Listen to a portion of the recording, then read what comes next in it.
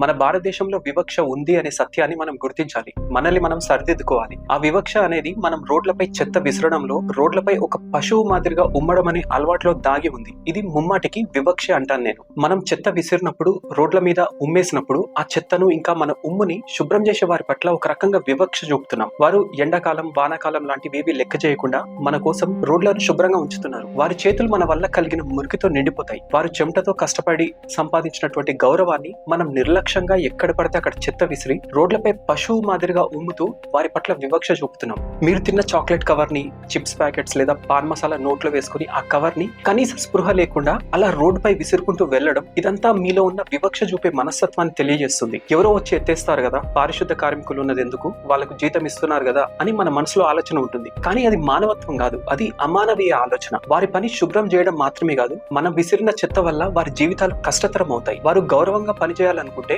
మనం ముందుగా వారి పట్ల గౌరవంగా ప్రవర్తించాలి. మన ఇంటి ముందు, మన రోడ్డు మీద చెత్త విసరకుండా మనం ఉండాలి. ఇది కేవలం శానిటేషన్ వర్కర్లపై వివక్ష కాదు, ఇది మొత్తం భారతదేశంపై ఇంకా మన సమాజంపై మనం చూపుతున్నటువంటి వివక్ష. రోడ్డు మీద ఉమ్మేయడం అనేది సర్వసాధారణంగా చేస్తారు చాలా మంది, కానీ అది మనిషి లక్షణం కాదు. మీరు మీ ఇంట్లో ఎక్కడ పడితే అక్కడ ఉమ్ముతారా చెప్పండి? లేదు కదా. అలాగే రోడ్లపై ఉమ్మడం అనేది మనం చూపే వివక్షలో భాగమని మనం గుర్తించాలి. మీరు రోడ్లపై ఉమ్మినప్పుడు ఆ ఉమ్ములో ఉండే జర్మ్స్ ని అందరు వాళ్ళ పాదాలతో దొక్కి ఇంటికి, ఆఫీసులకు, ఇంకా వాళ్ళ పిల్లల స్కూల్ కి తీసుకెళ్తారు. అలా చేయడం వల్ల ప్రతి ఒక్కరిని ప్రమాదంలోకి నెట్టేస్తున్నారు. ఇక నుంచి ఆలోచించండి. చెత్తను ఎక్కడ పడితే అక్కడ వేయడం, రోడ్డు మీద ఉమ్మడం, ఇంకా వాహనాల నుండి చెత్తను బయటికి విసరడం లాంటివి చేయకండి. ఇది చిన్న విషయం కాదు, ఇది మన దేశం పట్ల, మన సమాజం పట్ల మనం చూపే గౌరవానికి గుర్తు. దయచేసి మన రోడ్లను, మన దేశాన్ని శుభ్రంగా ఉంచుకుందాం. శానిటేషన్ వర్కర్ల పనిని గౌరవిద్దాం. వారి కష్టాన్ని గుర్తించి వారికి గౌరవంగా పనిచేసే అవకాశం ఇద్దాం. మనమందరం కలిసి మన దేశాన్ని మరింత అందంగా, ఆరోగ్యంగా తీర్చిదిద్దుదాం. జై శ్రీరామ్.